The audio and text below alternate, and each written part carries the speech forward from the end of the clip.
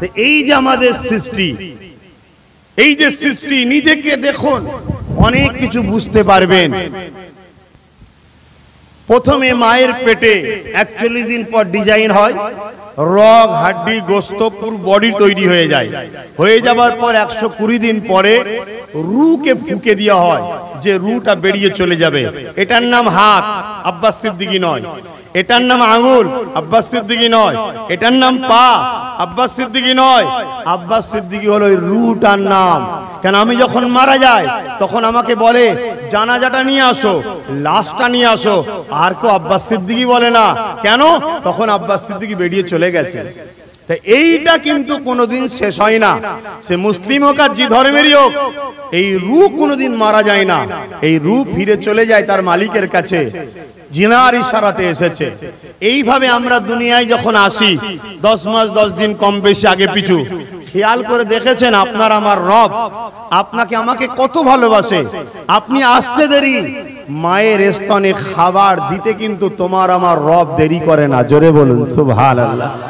সে যে কোনো ধর্মেরই হোক, মায়ের স্তনের রব কিন্তু তোমার আমার খাদ্য পালন কর্তা। রব মানে পালন কর্তা, তিনি কিন্তু দিয়ে দেন।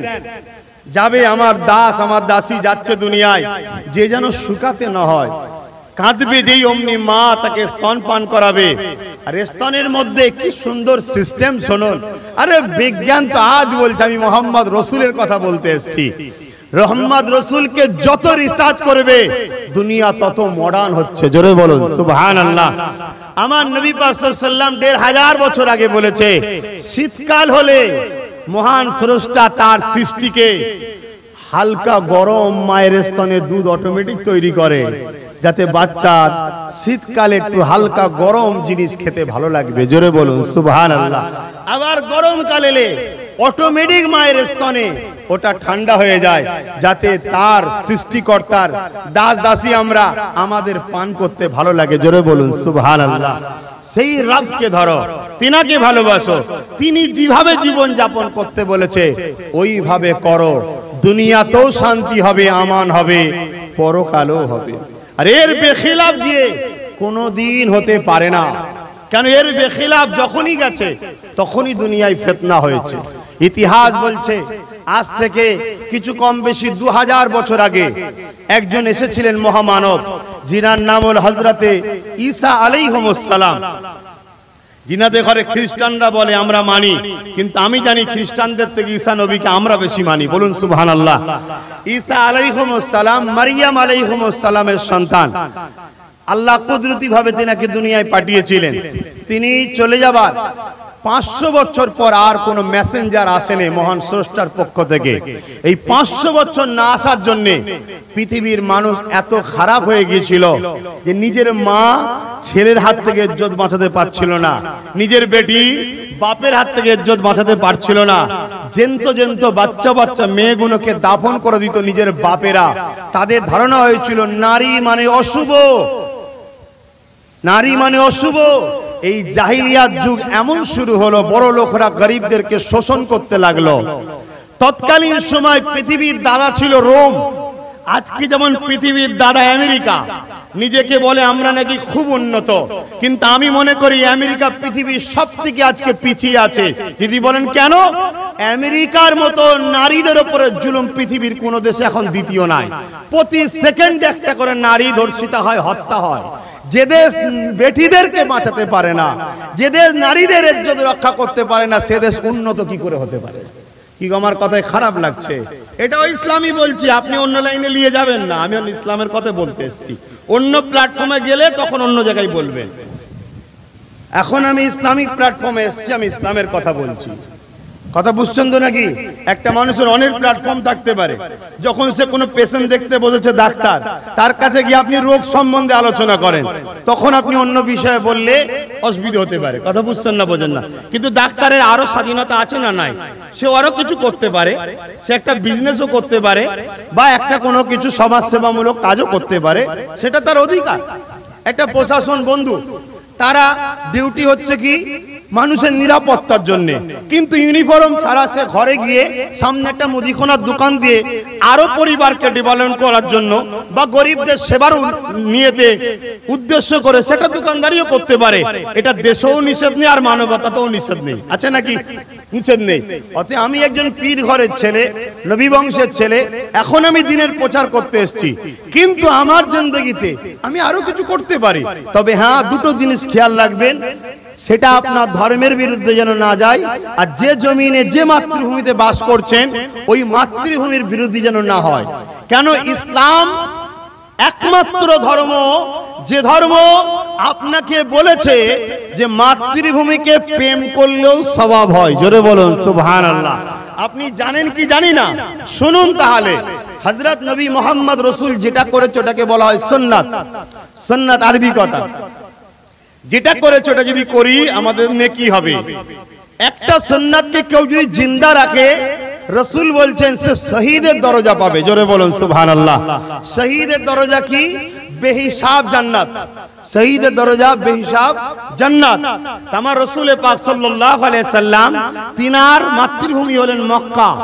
মদিনা মাতৃভূমি নয়, মক্কা হলো মাতৃভূমি। মক্কা থেকে রাসূল যখন হিজরত করে মদিনা শরীফে যাচ্ছে, তখন বারবার নবী মক্কার দিকে তাকিয়ে তাকিয়ে চোখের পানি ফেলে কেঁদে বলেছিল, মক্কা তুমি আমার মাতৃভূমি, আমি তোমায় ভালোবাসি। তো কোন নবীর উম্মত যদি বলে ভারতবর্ষ তুমি আমার মাতৃভূমি, আমি তোমায় ভালোবাসি, সে নবীর সুন্নাত আমল করার জন্য নেকি পাবে। জোরে বলুন সুবহানাল্লাহ। তাহলে ইসলাম এমন একটা ধর্ম যে ধর্মে নিজে যখন খাবেন ওটাও নেকি, কাউকে খাওয়াবেন ওটাও নেকি, নিজের পরিবারকে যদি কাপড় কিনে দেন, বাচ্চাদের দেখাশোনা করেন, ভালোবাসেন, ওটাও নেকি। তাহলে আজ আমি যেটা বলতে চাইছি যে রোম তৎকালীন সময় পৃথিবীর বুকে শ্রেষ্ঠ ছিল। সেই রোমও দেখা যাচ্ছে কি করত, বড় বড় স্টেডিয়াম তৈরি করে সেখানে গরিবের ঘরের ছেলেদেরকে নিয়ে আসতো, নিয়ে এসে বাঘের সঙ্গে ষাঁড়ের সঙ্গে কুস্তি লাগাতো। আর সম্ভ্রান্ত ধনী লোক যারা ভিআইপি যারা বলে, এখনো অনেক এরকম ভিআইপি পাওয়া যায়, গরিবদের ঘরে মনে করে পোকামাকড় গলায় পাদে চলে গেলে তাদের ভালো হয়, এরকম মেন্টালিটি আছে কিছু লোকের। কিন্তু ভিআইপি অ্যাকচুয়ালি তাদেরকে বলা হয় যারা অপরের দুঃখে ব্যথিত হয়, এরাই হলো প্রকৃত ভিআইপি। কিন্তু এখন তো ওই ভিআইপি সিস্টেম আলাদা। এখন যত বড় চোর সে তত বড় ভিআইপি। এই কথাটা কি ভুল হয়ে গেছে নাকি? আপনি খেয়াল করে দেখুন, যত বড় চোর যাবে তার সিকিউরিটি, তার নিরাপত্তা, তার স্টাইল, তার জন্য যে সুযোগ সুবিধা, একজন মানব প্রেমিক, সমাজ প্রেমিক, গরিব দরদির জন্য কোনো হয় না। মাফ করবেন, সত্য কথা তেতো লাগলেও বাপ খেতে হবে, কেন সমাজের সুগার ভরে যাচ্ছে, বাঁচতে গেলে খেতে হবে, কিছু করার নেই। তো এই সময় তারা স্টেডিয়ামে বসে বসে হাততালি দিত, আর এই বাঘ আর ষাঁড়ের সঙ্গে গরিবের ঘরের ছেলেদের কুস্তি লড়াই করাতো। কখনো পারে মারা যেত, তখন ওরা বসে বসে হাততালি দিত, আনন্দ নিত। এই ছিল তাদের সভ্যতা। এই রকম একটা জাহিলিয়াত বর্বর যুগে পৃথিবীর মানুষগুলোকে সভ্যতা, শান্তি, কল্যাণ এবং নারীদের মুক্তি দিবার জন্য মহান স্রষ্টা মুহাম্মদ রাসূলকে মেসেঞ্জার করে পাঠিয়েছেন। জোরে বলুন সুবহানাল্লাহ। তিনি এসে কাবার পাশে দাঁড়িয়ে সর্বপ্রথম বলেছিল, লা ইলাহা ইল্লাল্লাহ, নেই কোনো ইলাহা, নেই কোনো প্রভু, নেই কোনো মালিক, নেই কোনো স্রষ্টা, আল্লাহ ছাড়া খালেক একজন, তিনি আল্লাহ। আনা মুহাম্মদ রাসূলুল্লাহ, আমি মুহাম্মদ আল্লাহর পাঠানো রাসূল। এই কথাকে তোমরা প্রথম মানো। এটা কাবার পাশে বলে দাঁড়ালেন। তখন মক্কার মানুষরা জিজ্ঞেস করলো, মুহাম্মদ আল্লাহ কে? আজও বহুত লোক আল্লাহকে জানে না। প্রশ্ন করলো, আল্লাহ কে? তখনই আমার আল্লাহ আবার পাঠালেন আয়াত, আসমানি কিতাব থেকে আসছে, কুল হুয়াল্লাহু আহাদ, হাবিব বলে দিন আল্লাহ তিনি যিনি এক, আল্লাহুস সামাদ, আল্লাহ তিনি যিনি কারো মুখাপেক্ষী নয়। প্রভু হতে গেলে শর্ত হলো কারো মুখাপেক্ষী হওয়া যাবে না।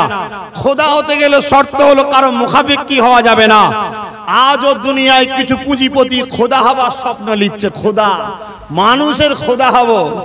এজন্য অনেক রকম চক্রান্ত চলছে। ইসলাম দুটো প্ল্যাটফর্মের উপরে দাঁড়িয়ে আছে, ন্যায়ের পক্ষে, অন্যায়ের বিরুদ্ধে। ইসলামের মূল লক্ষ্য হলো দাসত্বের শিকল ভেঙে দিয়ে মানুষকে এক প্রভুর দাসত্ব শিক্ষা দিয়া। জোরে বলুন সুবহানাল্লাহ। ইসলামের ব্যাপক মানে হলো এক আল্লাহ ছাড়া অন্য কারো দাসত্ব নয়। আর হযরত প্রফেট মুহাম্মদ সাল্লাল্লাহু আলাইহি সাল্লামকে নবী বলে, রসুল বলে, আওতার বলে, পথ প্রদর্শক বলে, গাইডম্যান বলে মেনে নেওয়া, নামাজ আদায় করা, রোজা রাখা, হজ করা, যাকাত দেওয়া, ইনসাফ প্রতিষ্ঠিত করা, ইনসানিয়াত, ভ্রাতৃত্ব, মানববন্ধন, মা বাপের সম্মান, বড়দের সম্মান, ছোটদের স্নেহ, জুলুম না করা, মাতৃভূমির ভালোবাসা, গরিবদেরকে আশ্রয় দেওয়া, বস্ত্রহীনকে বস্ত্র দেওয়া, অন্নহীনকে অন্ন দেওয়া, এই টোটাল বিশাল একটা কর্মকাণ্ড নিয়ে কমপ্লিট ইসলাম। জোরে বলুন সুবহানাল্লাহ। তাই আমরা যারা ইসলামের অনুসারী, যারা ইসলামকে বুঝতে চায়, ইসলামকে জানতে চায়, ইসলাম অনুযায়ী জিন্দেগি কাটাতে চায়, তো কিভাবে কাটাতে হবে সেই শিক্ষাটাই মাহফিল থেকে দেওয়া হয়। আমি বলবো, জানি পানি হয়েছে, আমিও পানি পেলাম, আপনাদের কাছাকাছি এসেই পানি আমিও পেয়েছি, তো সেহেতু বসার মতো কোনো পরিস্থিতি হয়তো নাই। তাই দাঁড়িয়ে যদি ধৈর্য সহে থাকতে পারেন থাকুন, কেন পানি হয়ে যে বসবেন কি করে, কাদা হয়ে গেছে। তারপরও চেষ্টা করবেন, যদি কোনো জায়গায় চট খালি থাকে একটু বসার চেষ্টা করবেন। আমি আমার ধর্মীয় স্টাইলে, আমার ধর্মীয় সিস্টেম অনুযায়ী ধর্মীয় মাহফিলে শুরু করব, ধর্মীয় মাহফিলে আলোচনা করব। যারা কোরআন ও সুন্নাহ ইসলামকে শিখতে চান ও জানতে চান, বা কারো ভুল ধারণা থাকলে কি আলোচনা করি শুনতেও চান, উভয়কে বলবো মনোযোগ দিয়ে শুনতে পারেন। মানা না মানা সবটাই নিজের ব্যাপার। কৈফিয়ত আমি কারো কাছ থেকে নেব না। কৈফিয়ত নেবেন তিনি যিনি আমাকে আপনাকে অস্তিত্ব দিয়েছেন। আমার আপনার কোনো অস্তিত্ব ছিল না। কারো বয়স যদি 10 বছর হয়, 20 বছর হয়, 30 বছর হয়, 40, 50, যার যত বছর বয়স, আপনি আপনাকে প্রশ্ন করুন যে 50 বছর বয়স আমার, 50 বছর আগে আমার অস্তিত্ব কি ছিল? কেউ চিনত না। আপনার আব্বা, আপনার আম্মা আপনাকে চিনত না। পৃথিবীর কেউ আপনাকে জানতো না। যার 30 বছর বয়স, আপনি নিজেকে প্রশ্ন করুন 30 বছর আগে আপনি কোথায় ছিলেন? আপনার অস্তিত্ব কি? আপনার নামটা কি ছিল 30 বছর আগে? পৃথিবীর কেউ আপনাকে চিনত না। কোনো অস্তিত্ব আমাদের ছিল না। যিনি আমাদেরকে অস্তিত্ব দিয়েছেন, দুটো চোখ দিয়েছেন, দুটো হাত দিয়েছেন, দুটো কান দিয়েছেন, পা দিয়েছেন, কিডনি দিয়েছেন, হার্ট দিয়েছেন, জবানে কথা দিয়েছেন, খাদ্যটা খাওয়া চলবে কি চলবে না এর জন্য ছাঁকনি হিসাবে জিভ দিয়েছেন, নাক দিয়েছেন, নিঃশ্বাস নেবেন, কার্বন ডাই অক্সাইড বার করবেন। কত সুন্দর করে যিনি আমাদের অস্তিত্ব দিয়েছেন তিনি আমাদের থেকে হিসাব নেবে। প্রত্যেককে তিনি একটা সামান্য জিন্দেগি দিয়ে পাঠিয়েছেন, সেটা বেশি দিনের নয়, কোনো গ্যারান্টি নেই। আসার ডেট আছে, ডাক্তার বলে দিতে পারে আনুমানিক করে যে অমুক দিন থেকে অমুক দিনের মধ্যেই চলে আসবে, ট্রিটমেন্ট সেইভাবে হয়, কিন্তু যাবার ডেট কেউ বলতে পারবে না। 50 দিন, 1 মাস, 2 মাস, 10 মাস, 1 বছর বিছানায় পড়ে আছে, যাচ্ছে না। সুস্থ যুবক ঘুরতে ঘুরতে চলে যাচ্ছে। অতএব যাবার কোনো ডেট নাই, কিন্তু যাবে এটা ঠিকই, যাবে এটা ঠিকই। তাই আমাদের ঘরে যিনি পাঠিয়েছে, কি মিশনের জন্য পাঠিয়েছে, কি কাজ করার জন্য পাঠিয়েছে, এইটা জানানো এই মাহফিলে হয়। তাই আমি অনুরোধ করব, যারা এই বিষয় শুনতে চান ধৈর্যের সাথে চেষ্টা করবেন, যদি বসার জায়গা পাওয়া যায় বসবেন। কর্তৃপক্ষ চেষ্টা অনেক করেছে, কিন্তু পানি হয়ে যাওয়ার দরুন আর তো চট বিছানো থাকলেও বসার উপায় হচ্ছে না। যতটুকু যা আছে দেখুন। তা আসুন, যারা ইসলামের অনুসারী, আমরা নবী মুহাম্মদ সাল্লাল্লাহু আলাইহি ওয়াসাল্লামকে আমরা যারা ভালোবাসি, আমরা আমাদের স্টাইলে সর্বপ্রথম আমার নবীর উপরে দরুদ ও সালাম পাঠিয়ে থাকি। তাই মহব্বত ভরা ভালোবাসায় উচ্চ আওয়াজে সকলে দরুদ পড়েন। আল্লাহুম্মা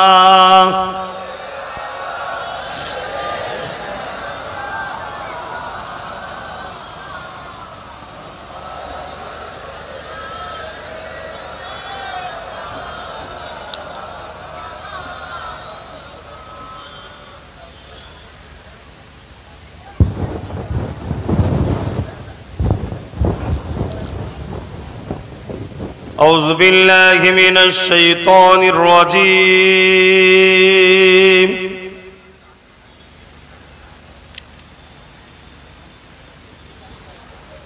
بسم الله الرحمن الرحيم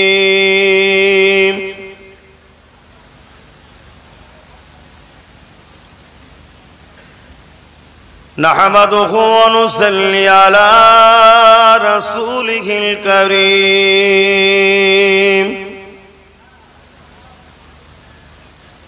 أما بعد فيا أيها الحاضرون رحمكم الله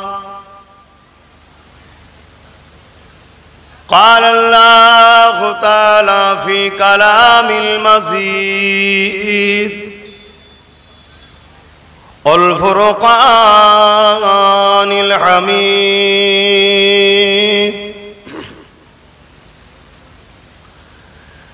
إن الله وملائكته يصلون على النبي يا أيها الذين آمنوا صلوا عليه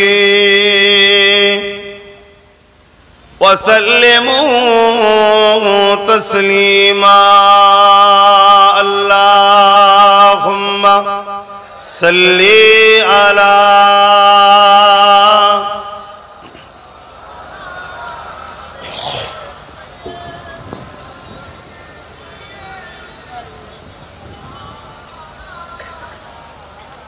এই দরুদ যে আমরা পড়ি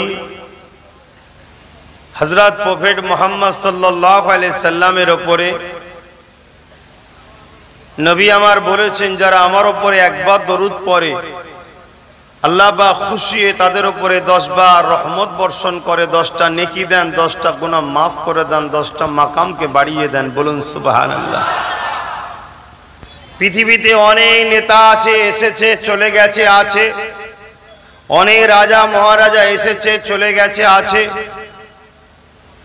কিন্তু প্রফেট মুহাম্মদ সাল্লাল্লাহু আলাইহি সাল্লামের মতো কেউ আসেনি দ্বিতীয় কেউ আসবে না এটা আমার কথা না যিনি বানান তিনার কথা ইন্নাকা লাআলা খুলুকিন আযীম সবথেকে উত্তম সুন্দর চরিত্রওয়ালা হলো মুহাম্মদ রাসূল জোরে বলুন সুবহানাল্লাহ।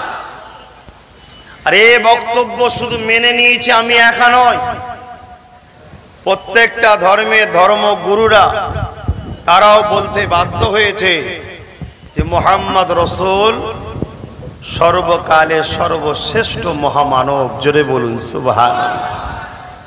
আর একটুখানি জেনে নেওয়া দরকার মুহাম্মদ রাসূল শুধু আব্বাস সিদ্দিকীর জন্য আসেনি আর আমার শুধু নয় মুহাম্মদ রাসূল শুধু পশ্চিম বাংলার জন্য এসেছে আর পশ্চিম বাংলার জন্য নয় মুহাম্মদ রাসূল শুধু মুসলমানদের নয় একজন নবী রাসূল পথ প্রদর্শক আছেন স্রষ্টার পক্ষ থেকে মানুষ্য জাতির জন্য মুহাম্মদ রাসূল হলেন সমস্ত মানুষ্য জাতির জন্য রাহমাতাল লিল আলামিন হয়ে এসেছেন জোরে বলুন সুবহানাল্লাহ। কেন সৃষ্টিকর্তা তিনার সৃষ্টির মধ্যে যা কিছু আছে সবকিছুর মধ্যে শ্রেষ্ঠ বানিয়েছে মানুষকে।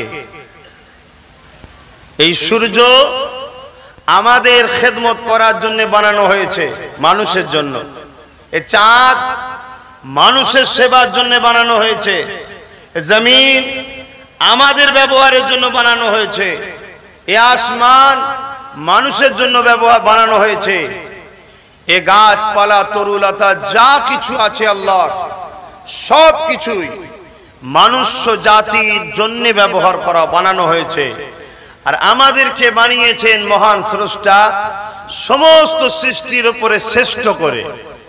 তাই কোরআনে বলছেন আমাদের ঘরে বানানো হয়েছে ইল্লা লিয়াবুদুন শুধুমাত্র সেই স্রষ্টার দাসত্ব করার জন্য জোরে বলুন সুবহানাল্লাহ। এই দাসত্বটা কি জানাবার জন্য যুগে যুগে দুটো করে জিনিস পাঠিয়েছেন মহান স্রষ্টা। একটা হলো আসমানি কিতাব অর্থাৎ সৃষ্টিকর্তার বাণী আর একটা হলো সেই আসমানি কিতাবকে আমাদের বুঝাবার জন্য নবী রসুল পয়গম্বর পথ প্রদর্শক আওতার মেসেঞ্জার যে ওটাই বলে। 1,24,000 নবী রসুল এসেছেন, সবাইকে শ্রদ্ধা করার নাম হলো ঈমান, সবাইকে সত্য বলে মেনে নেওয়ার নাম ঈমান, সবাইয়ের উপরে ঈমান আনার নাম ঈমান। 1,24,000 মহামানব এসছে, যিনারা সবাই এক আল্লাহ দাওয়াত দিয়েছে, এক রব, এক প্রভু, এক স্রষ্টার মেসেজ দিয়েছে। তিনাদের লক্ষ্য ছিল সৃষ্টিকর্তার সঙ্গে আমাদেরকে জুড়ে দেওয়া। এজন্য তিনারা সৃষ্টিকর্তার পক্ষ থেকে এসেছেন। মাত্র 25-26 জনের আমরা নাম জানি, বাকি মানুষদের, বাকি নবী রসুলদের নাম আমরা জানি না। তাই ইসলাম আমাদেরকে শিখিয়েছে, খবরদার কোন মহামানবদের সমালোচনা করো না। হতে পারে সেই মহামানবকে নিয়ে দুনিয়ার এক শ্রেণীর মানুষ নিজেদের উপাসনার পাত্র বানাতে পারে, কিন্তু হাকিকাতে তিনিও ছিলেন মহান স্রষ্টার দাস, অর্থাৎ পৃথিবীর বুকে শ্রেষ্ঠ মানুষে তিনারাও নবী রসুল হয়ে এসেছিলেন। তাই আমি যদি অন্য কোন মহামানবকে ছোট বড় কথা বলি, হতে পারে তিনি হয়তো মহান প্রভুর পক্ষ থেকে নবী রসুল হয়ে এসেছিলেন, তাহলে একজন হক নবীকে সমালোচনা করার জন্য আমরা গুনার ভাগীদারি হব। তাই ইসলাম বলেছে কোন ধর্মের ধর্মগুরুর সমালোচনা করো না। তাই আমার রাসূলুল্লাহর কেউ সমালোচনা করলে আমরা কখনো অন্য ধর্মের ভালোবাসার মানুষদের সমালোচনা করি না। এই কারণে না জানি তিনি হয়তো এসেছিলেন এক প্রভুর দাওয়াত দিতে, দুনিয়ার কিছু মানুষ তাকে উপাসনার পাত্র বানিয়ে দিয়েছে। এটা মানুষের দোষ, তিনাদের দোষ নয়। তাই না জানার জন্য আমরা কখনো কোনো মহামানব, কোন ধর্মের ভালোবাসার মানুষদের সমালোচনা করি না। দ্বিতীয় নম্বর, 104টে কিতাব এসছে আসমান থেকে। কটা? এই অসুবিধা হচ্ছে, কটা এসছে? 4টে। শোনো, শেখো এগুলো। যদি আজ না শিখতে পারো, কাল তোমাদের উপরে বড় মুসিবত আসবে। কারণ আমাকে অনেকে নিয়ে আসলেন, ভালোবাসায় আনবেন, সম্মান জানাবেন, ইস্তেকবাল জানাবেন। অবশ্যই নবী বংশের সন্তানকে ইস্তেকবাল করা এটা মহান পুণ্যের কাজ। আমি গুনাহগার হলেও নবী বংশের সন্তান আল্লাহ আমায় করেছে, কুরাইশ বংশের সন্তান করেছে, সিদ্দিক আকবরের খুন আছে। এই ভালোবাসার মানুষরা আনে, কিন্তু আনার সময় যদি রাস্তায় একটা অটো পড়ে যায়, তাকে এই যে এইটা ইসলাম বিরোধী ভাষা, এটা ইসলাম শিক্ষা দেয়নি, সভ্যতা ইসলামের নাম নয়। তাকে ঠান্ডা মাথায় বলুন, দাদা একটু আগিয়ে এলেন, একটা গাড়ি আসছে। কত সুন্দর কথা। এজন্য অনেক কিছু শিক্ষার ব্যাপার আছে, দোলনা থেকে নিয়ে কবর পর্যন্ত শিক্ষার শেষ নেই। আমি বলছি না আমি সব জানতাম, আমারও শিক্ষার এখন বহুত বাকি আছে, কিন্তু আপনাদের দোয়ায়, আপনাদের মা বাপের দোয়ায় হাদিসের উপরে এমএ করেছি। তারপর থেকে দিনের প্রচার সহ, মানুষের সেবা সহ, অরাজনৈতিক ধর্মীয় সংগঠন ফুরফুরাসে আহলে সুন্নাত ওয়াল জামাত দ্বারা ধর্মপ্রেম, দেশপ্রেম, মানবপ্রেমের কাজ করে চলেছি। এটা আমার প্রফেট হযরত মুহাম্মদ রাসূল শিখিয়েছে। তাই আমি বুঝাচ্ছি, কারণ আজ আমাদের মধ্যে দেখা যায় পেটে ভাত নেই তো কি হয়েছে, ধর্মের বাড়াবাড়ি নিয়ে আমরা একে অপরের উপরে আঘাত করাকে পছন্দ করছি। বড় দুঃখের বিষয় এটা। অচ্ছামান নবী মদিনার নবাবী শরীফে বসে আছেন, এমন সময় একজন ইহুদি ধর্মের লোক এসে আমার রাসূলকে জিজ্ঞেস করছে, হে আব্দুল্লাহর বেটা মুহাম্মদ সাল্লাল্লাহু আলাইহি সাল্লাম, বলুন ইসলামের সবথেকে ভালো কাজ কি? আমার নবী ইসলামের সবচেয়ে ভালো কাজ কি বলেছে সেটা শোনেন। আমার নবী বললেন, ইসলামের সবথেকে ভালো কাজ হলো ভোকা ক্ষুধার্তকে খানা খাওয়ানো হলো সবথেকে ভালো কাজ। জোরে বলুন সুবহানাল্লাহ। আজ আমরা জানি না কে কজন ভোকাকে খাওয়ান, কে কজন ভোকার দিকে খেয়াল রাখেন, কে কজন ক্ষুধার্তর মুখে খাবার দিয়েছেন। এখানে একটা প্রশ্ন করছে ইহুদি, হে মুহাম্মদ, যারা কি ইসলাম আনবে তাদের জন্য না মানুষ?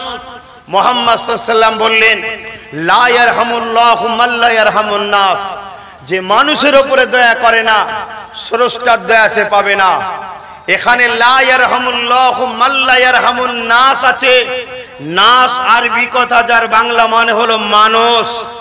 লা ইয়ারহামুল মুসলিমিন নাই, অর্থাৎ মুসলমান নয়, খোদার্থ যদি হিন্দু হয়, খোদার্থ যদি আদিবাসী হয়, খোদার্থ যদি শিখ পাঞ্জাবি যেই হোক মানুষ, তার মুখে খাবার তুলে দেওয়াটাই হলো ইসলামের সব থেকে শ্রেষ্ঠ ভালো কাজ। জোরে বলুন সুবহানাল্লাহ।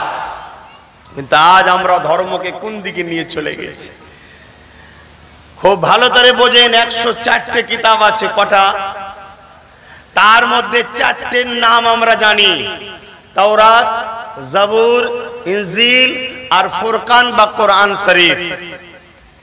এখনো 100টা কিতাবের আমরা নাম জানি না, কিন্তু 100টা কিতাব আসমান থেকে এসেছে আরো। তাই আমার রসুল বললেন, খবরদার অন্য কোন ধর্মগ্রন্থকে গালিগালাজ ছোট বড় কথা বলো না, কেন তোমার জানা নাই। হতে পারে আসমানি কিতাব এমন কিছু এসেছে, যুগের সাথে তাল দিতে গিয়ে কিছু সাধুরূপী শয়তান, এক ভাষায় যাতে বলে, তারা আসমানি কিতাবের মধ্যে তাবদীল করে দিয়েছে, পাল্টে দিয়েছে। তাই অন্য কোন ধর্মগ্রন্থকে যদি গালি দিয়ে ফেলো, হতে পারে তার মধ্যে কিছু আসমানি কথা রয়েছে, তুমি সেই কথাটাকে অস্বীকার করার জন্য তোমার ক্ষতি হবে, তুমি আল্লাহর কাছে ধরা পড়বে। তাই আমরা কোরআনকে মানি ঠিকই, অন্য গ্রন্থগুলোকে কখনো সমালোচনা করি না। আমার কোরআনকে নিয়ে অনেকে সমালোচনা করে, বড় দুঃখ, তথাপি আমরা কোনোদিন অন্য কোন গ্রন্থকে সমালোচনা করি না। কেন? আমরা জানি আরো 100টা কিতাব আসমান থেকে এসেছে। তবে এখানে একটা কথা খুব শিক্ষণীয়, খুব বোঝার জন্য বলছি, আপনাদের ধৈর্য হারা হচ্ছে না তো? কেন? মুহররমের চাঁদ চলছে, একটু জিকিরে হোসাইন হওয়া দরকার আছে, আমি জানি। তথাপিও আপনাদের এলাকা দেখে, পরিস্থিতি দেখে, আর এইভাবে দাঁড়িয়ে আছেন দেখে, এখানে আমি কিছু বক্তব্য রেতে আমি কিছু দিনের কথা বলতে চাইছি। তারপরও আল্লাহ যদি বলাই, ইমামে হোসাইন হুজুরের ছোট্ট দু এক কথা আল্লাহ যদি বলাই বলবো। মনে রাখবেন, আপনাদের এই এলাকায় একটা স্কুল আছে, ধরুন বোঝাতে চাইছি, খুব ভালো করে বুঝবেন। আপনাদের এলাকায় কেউ ভাবতে পারে যে তাহলে আমি অন্য কিতাব মানলেই তো হয়ে যাবে, কোরআন যদি নাই মানি, আমি যদি অন্য কোন ধর্মগুরুকে মানি তাহলেই তো হয়ে যাবে। কোরআন যদি অন্য কোন মোহাম্মদ রসুলকে যদি নাই মানি, অসুবিধাটা কোথায়? অসুবিধাটা ঠিক এই জায়গাতে। কোথায় অসুবিধে? আপনাদের এলাকায় একটা স্কুল আছে, 500 বছর বয়স, বুঝাবার জন্য বলছি। 500 বছর আগে যিনি স্কুলের মাস্টার ছিলেন তিনারাও সত্য, 400 বছর আগে যিনারা ছিলেন তিনারাও সত্য, 300 বছর আগে যিনারা ছিলেন তিনারাও সত্য, সমস্ত শিক্ষকটাই সত্য, সবাইকে শ্রদ্ধা জানায়। কিন্তু আজ থেকে 500 বছর আগে যে কিতাবটা পড়িয়েছে, এখন তো আপনার স্কুলের সিলেবাসে ওই কিতাব নাই। সেটা যদি পড়ে আপনি মুখস্থ করেন, তাহলে পরীক্ষায় ফেল যেমন নিশ্চিত।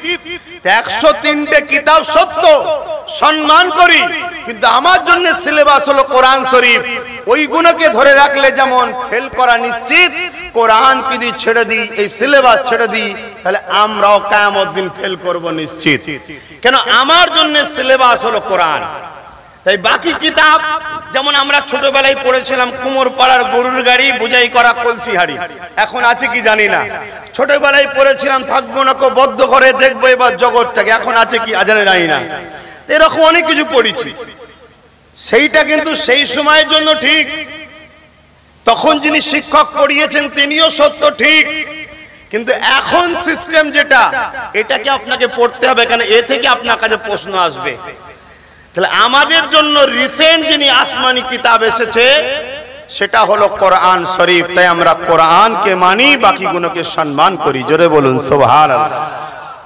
ঠিক তেমনি আগে যত শিক্ষক এসছে সবাই বারহক সত্য, সবাইকে সম্মান করি, শ্রদ্ধা করি, হাই স্কুল বা স্কুলের মাস্টারদেরকে। কিন্তু আমার জন্য যিনি শিক্ষক, তিনি আমাকে যে সিলেবাস বা যে শিক্ষাটা দেবে, যে লাইনে বুঝাবে, ওটাকে আমাকে বুঝতে হবে। তাই আমার জন্য যিনি বর্তমান নবী রসুল হয়ে এসেছেন, তিনি আব্দুল্লাহ আমিন আব্দুল্লাহ হযরত প্রফেট মুহাম্মদ সাল্লাল্লাহু আলাইহি ওয়াসাল্লাম। তাই মুহাম্মদ রসুলকে আমরা শিক্ষক রসুল বলে মানি, বাকি শিক্ষকদেরকে সম্মান করি। জোরে বলুন সুবহানাল্লাহ। বুঝাতে পেরেছি? তাই 104টে কিতাব আমাদেরকে আল্লাহ পাক জমিনের মানুষের জন্য পাঠিয়েছে, আমাদেরকে পাঠিয়েছে এজন্য যাতে করে আমরা এই কিতাবটাকে ফলো করে দিন ইসলাম অনুযায়ী মহান স্রষ্টা যে জন্য সৃষ্টি করেছে ওই বাণীটাকে আমরা ফলো করে চলতে পারি। এবারে সেটা কি জন্য করেছে? কোরআন যে আমাদের গাইড বুক, কোরআন বলছেন মা আতাকুমুর রাসূল ফাখুযুহু। এটা বাদ, ঠিক আছে লাও, চলো যাও, ঠিক আছে ছেড়ে দে।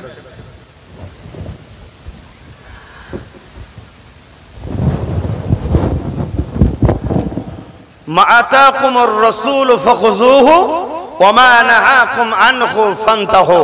প্রফেট মুহাম্মদ সাল্লাল্লাহু আলাইহি ওয়াসাল্লাম যা আদেশ করেছে মেনে নাও, যা নিষেধ করেছে ছেড়ে দাও। এটা কার হুকুম? বলুন কার হুকুম? আল্লাহর হুকুম, যিনি জমিন আসমানের একমাত্র মালিক। একটু আগে যিনি পানি দিয়েছিলেন, এখন পানি বন্ধ যিনি রেখেছেন, যার ইশারায় মেঘ হয়, যার ইশারায় রৌদ্র হয়, যার ইশারায় চাঁদ ওঠে, যার ইশারায় সূর্য ডোবে আবার সূর্য ওঠে, যিনি বিনা খুঁটিতে আসমানকে রেখেছে। নিজের দিকে তাকাও, এই দুটো চোখের মধ্যে তোমরা কি জানো এক একটা চোখে 13,000 কোটি করে ক্যামেরা আছে। দুটো চোখে 26,000 কোটি ক্যামেরা রয়েছে। 1,500 বছর আগে রাসূল বলেছে, মাত্র 60-70 বছরের বিজ্ঞান রিসার্চ করে বলেছে মুহাম্মদ সত্য বলেছে। জোরে বলুন সুবহানাল্লাহ। আমরা এই বিজ্ঞানকে সম্মান করি, কিন্তু আমরা ফলো করি মুহাম্মদ রাসূলকে। জোরে বলুন সুবহানাল্লাহ। কারণ এই বিজ্ঞানের বয়স 150 বছর খুব জোর, আর 1,500 বছর আগে আমার প্রফেট জানিয়েছে। এই বিজ্ঞান অনেক কিছু পড়ে পেয়েছে, আর মুহাম্মদ রাসূলকে বানানেওয়ালা যিনি তৈরি করেছেন আমাদের, তিনি জানিয়েছেন। তাই নিজের দিকে খেয়াল করো, এক মুহূর্তে জমিন, এক মুহূর্তে আসমান। এই যে বিশাল ক্যামেরা, বিশাল যে পাওয়ার, এটা তোমাকে কে দিল? প্রতিটা মানুষের 3টে প্রশ্ন নিজেকে করা দরকার, আর 3টের উত্তর খুঁজে কাজ করা দরকার। নাম্বার 1, আমায় আসলাম কোথা থেকে আর আমাকে বানালো কে? নাম্বার 2, আমাকে বানালো কে? নাম্বার 2, কেন বানিয়েছে? নাম্বার 3, যে জন্য বানিয়েছে সেইটা করো। আপনি বাজার থেকে একটা লোককে নিয়ে আসলেন আপনার বাড়িতে পাহারা দিবার জন্য, মাস গেলে তাকে 10,000 20,000 মাইনে দেবেন। সে পাহারা দিল না, উপরন্ত চোরের সঙ্গে সেটিং করে রইল, তাকে আপনি রাখবেন? তাহলে আপনাকে যিনি বানিয়েছেন একটা কিছু তো উদ্দেশ্য আছে। সেই উদ্দেশ্য যদি বেখিলাফ করেন, করতে পারলেন না এক জিনিস, উপরন্ত উদ্দেশ্যের বিরুদ্ধে চলে গেলেন, তাহলে আপনার মালিক কিন্তু আপনাকে দুনিয়ায় কিছু বলবে না। সুম্মা নুফিকা উখরা ফাইযা হুম কিয়ামুন ইয়ানজিরুন। আবার একটা জায়গা আছে, সিংগায় ফু দেওয়া হবে। যেমন নাগল দিলে আলু ওঠে মাঠ থেকে, ওই রকম মানুষ উঠবে। মানুষ মরে শেষ নয়, এই শরীর, চামড়া, রগ, রিসা, হাড়, হাড্ডি কবর দিলে মাটিতে খেয়ে নেয়, পুড়ালে আগুনে পুড়ে যায়, কিন্তু মেন যে আত্মা, রূহ, এটা কিন্তু শরীর থেকে বেরিয়ে যায়। এটাকে না মাটিতে খায়, এটাকে না পুরানো যায়, এইটা চলে যায় তার মালিকের কাছে। আর এইটা কারো কথা শোনে না, এটা মালিকের হুকুম শোনে। কেন? মায়ের পেটে এই আত্মা, এই রূহটা পৃথিবীর কেউ দেয়নি। মেডিকেল 60-70 বছর আগে রিসার্চ করে বলছে 120 দিন পরে বাচ্চা লড়ে ওঠে, এমনি এমনি লড়ে ওঠে। আর মুহাম্মদ রাসূল 1,500 বছর আগে বলছে 40 দিন পর্যন্ত মায়ের পেটে বাপের শরীরে রসটা গিয়ে একটা গোল আকারে পড়ে থাকে, টলমলো করতে থাকে। 41 দিন পর থেকে আকার শুরু হয়, ডিজাইন তোমার আমার। এরও একটু আগে যাচ্ছি, শোনো। বাপ আর মা যখন এক জায়গায় হয়েছিল, বাপের শরীর থেকে তোমার আমার মতো হাজার হাজার কোষ, হাজার নয় কোটি কোটি বাপের শরীর থেকে দ্রুত ছুটছিল মায়ের রেহেমে ঢুকবে বলে। রাস্তায় মালিক সবাইকে মেরে দিয়েছে, শুধু একজনকে মালিক দয়া করে মায়ের রেহেমে যেতে দিয়েছে, সেটা আমি, সেটা তোমরা। কেন তিনি বাঁচিয়েছে তোমায়? উদ্দেশ্যটা কি? তুমি জমিনে গিয়ে তার দাসত্ব করবে, তার হুকুম মানবে, তার জমিনে বেশ করছো, তার দিয়া খাচ্ছ, তার জবানে কথা বলছো, তার দিয়া হাত দিয়ে ধরছো, তার দিয়া পা দিয়ে চলছো, তার দিয়া চোখ দিয়ে দেখছো, তুমি তার ইশারায় চলবে। এটাই হলো তোমার জন্য পরীক্ষা। তুমি যদি তাকে খুশি করে তার হুকুম মতো চলতে পারো, তিনি তোমাকে তুলে নেবে, নিবার পরে তোমাকে রাখবে চির শান্তির জান্নাত। জোরে বলুন সুবহানাল্লাহ। আর তুমি যদি দুনিয়ার লোভ লালসায় জড়িয়ে গিয়ে, ধোকার দুনিয়ায়, লোভের দুনিয়ায় জড়িয়ে গিয়ে যদি তার হুকুমের বেখেলাফ করো, তাকে যদি ভুলে থাকো, তাহলে তোমাকেও তুলবে, নিয়ে গিয়ে আযাবে জাহান্নাম দেবে। এটা তার নিজাম, এটা তার সিস্টেম। এখানে অন্যায় কিছু নয়। স্বাভাবিক উদাহরণ দিয়ে বলছি, হিন্দুস্তান, ভারতবর্ষ, ইন্ডিয়া আমার দেশ। এদেশে থাকো, এদেশে খাও, এদেশে ব্যবসা করো, এদেশকে প্রেম করো, এদেশের আইন অনুযায়ী চলো। তুমি যদি এদেশে বাস করে এদেশকে প্রেম না করে এদেশের ক্ষতি করো, এদেশের আইনের বিরোধী করো, অবশ্যই গভর্নমেন্ট বা দেশ আইনের আওতায় এনে তোমাকে জেলে দেবে। এটা কি অপরাধ? এটা কি অপরাধ?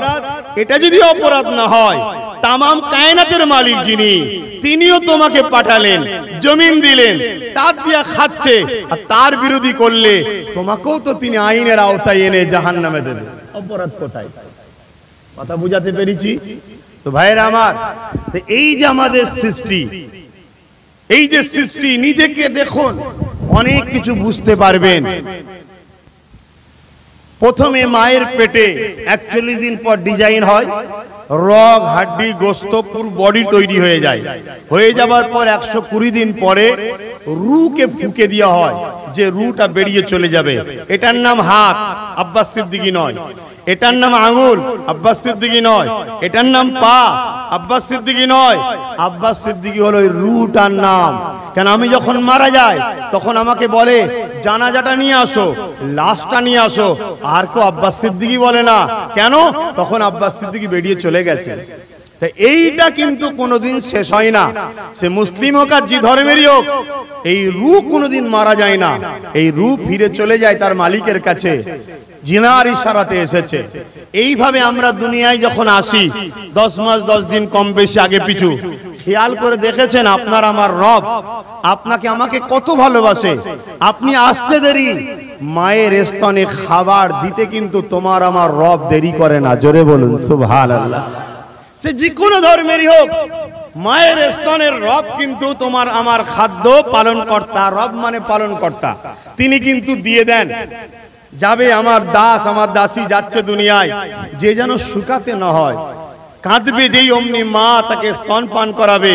আর স্তনের মধ্যে কি সুন্দর সিস্টেম শুনুন। আরে বিজ্ঞান তো আজ বলছে, আমি মোহাম্মদ রসুলের কথা বলতে এসেছি।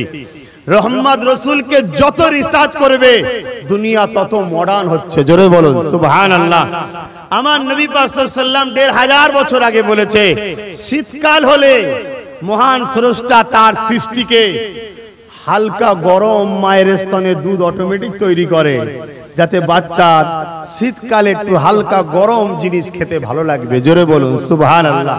আবার গরমকাল এলে অটোমেটিক মায়ের স্তনে ওটা ঠান্ডা হয়ে যায়, যাতে তার সৃষ্টিকর্তার দাস দাসী আমরা আমাদের পান করতে ভালো লাগে। জোরে বলুন সুবহানাল্লাহ। সেই রবকে ধরো, তিনাকে ভালোবাসো, তিনি যেভাবে জীবন যাপন করতে বলেছে ওইভাবে করো। দুনিয়াতেও শান্তি হবে, আমান হবে, পরকালও হবে। আর এর বেখিলাফ দিয়ে কোনোদিন হতে পারে না। কেন? এর বেখিলাফ যখনই গেছে তখনই দুনিয়ায় ফিতনা হয়েছে। ইতিহাস বলছে আজ থেকে কিছু কম বেশি 2000 বছর আগে একজন এসেছিলেন মহামানব, যিনার নাম হল হযরতে ঈসা আলাইহিস সালাম। যিনাদের ঘরে খ্রিস্টানরা বলে আমরা মানি, কিন্তু আমি জানি খ্রিস্টানদের থেকে ঈসা নবীকে আমরা বেশি মানি। বলুন সুবহানাল্লাহ। ঈসা আলাইহিস সালাম মারিয়াম আলাইহিস সালামের সন্তান। আল্লাহ কুদরতি ভাবে তিনাকে দুনিয়ায় পাঠিয়েছিলেন।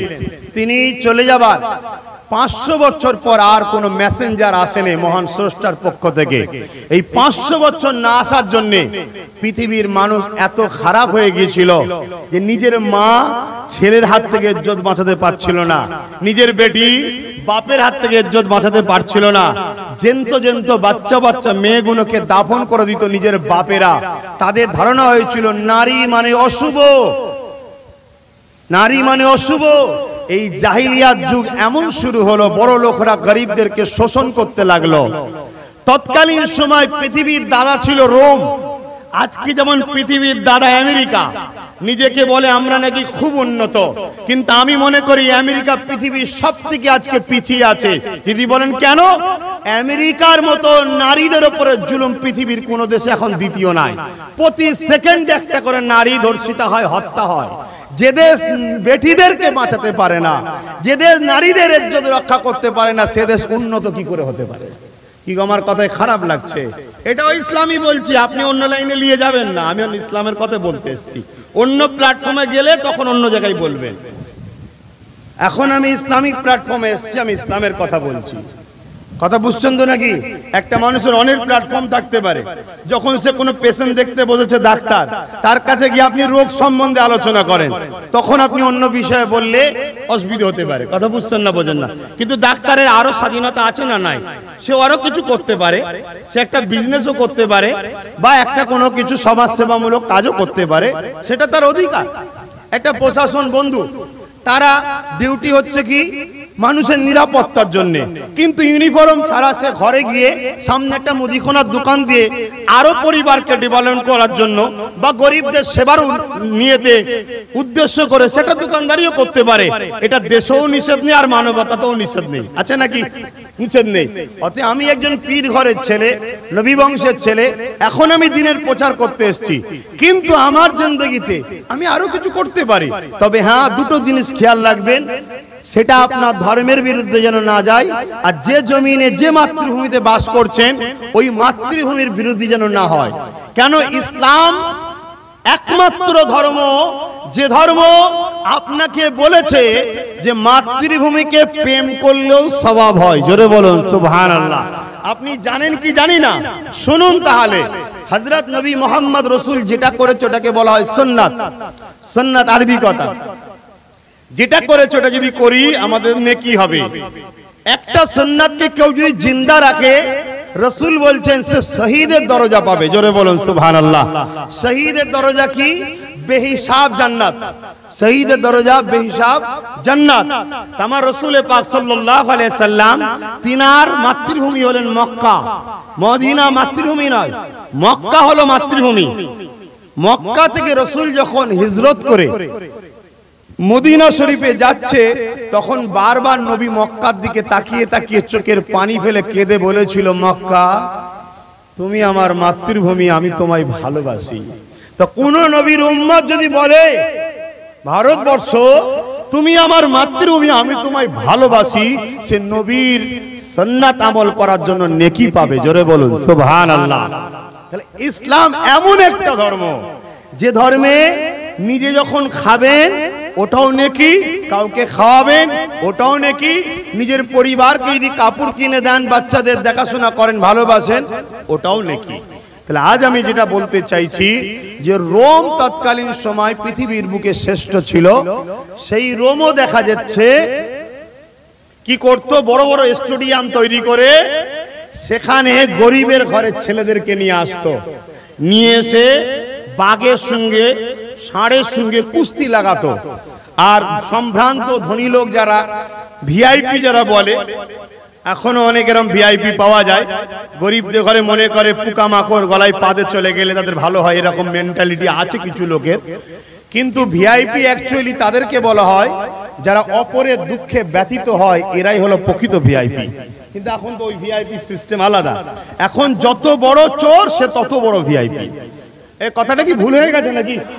আপনি খেয়াল করে দেখুন, যত বড় চোর যাবে তার সিকিউরিটি, তার নিরাপত্তা, তার স্টাইল, তার জন্য যে সুযোগ সুবিধা, একজন মানব প্রেমিক, সমাজ প্রেমিক, গরিব দরদির জন্য কোনো হয় না। মাফ করবেন, সত্য কথা তেতো লাগলেও বাপ খেতে হবে, কেন সমাজের সুগার ভরে যাচ্ছে, বাঁচতে গেলে খেতে হবে, কিছু করার নেই।